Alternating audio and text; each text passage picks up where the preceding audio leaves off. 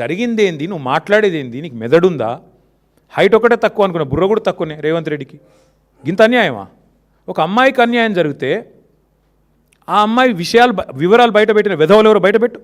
ఇప్పటికి 15 మంది మీద కేసు అయింది పేట్ బషీరాబాద్లో. ఎవరు ఆ వెధవలు? బీజేపీ వాళ్ళు. ఆ అమ్మాయి హనీ ట్రాప్ అని రాసిన వెధవలు ఎవరు మీడియాలో?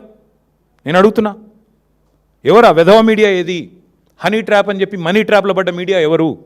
వాళ్ళని అడుగుతున్నా నేను. సిగ్గుందా మీకు? అసలు ఇజ్జతుందా?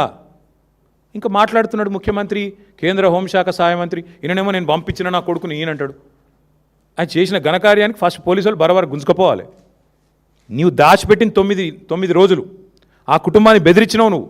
నిన్ను కేసులో పెట్టాలి, సిగ్గుంటే రాజీనామా చేయాలి. ఇక మీదికెళ్ళి ఏదో చాలా ఇద్దరు శుద్ధ పూసల్లాగా, సత్యసంధుల్లాగా, సత్య హరిశ్చంద్రుడు కజిన్ బ్రదర్స్ లాగా ఏదో యాక్టింగ్లు, మళ్ళీ మీదికెళ్ళి దానికి ప్రమోషన్లు. ఏం మాట్లాడుతున్నారు అసలు? ఒక రాష్ట్ర ముఖ్యమంత్రి, మీరు హోంమంత్రి, ఏం మాట్లాడుతున్నావు నువ్వు? అసలు ఏం చేసేది ఉండే? చాలా సెన్సిటివ్గా హ్యాండిల్ చేసినావు. ఏంది సెన్సిటివ్గా హ్యాండిల్ చేసేది? ఎవడైతే పాక్సో నిందితుడు లోపల వేయాలి. మిగతా వాళ్ళకి ఇదే ట్రీట్మెంట్ ఉందా? 25 ఏళ్ళ జైలు శిక్ష పడుతుంది మిగతా పాక్సో క్రిమినల్స్ అందరికీ. 31 ఏళ్ళ జైలు శిక్ష పడ్డది ఒక ఆయనకి. మరి ఇవాళ ఇక్కడ ఒక్క దగ్గరనే స్పెషల్ ట్రీట్మెంట్ ఎందుకు భయపడుతున్నావు? మోడీ చెప్పిండా చెవులేమన్నా? ఎందుకు భయపడుతున్నావు?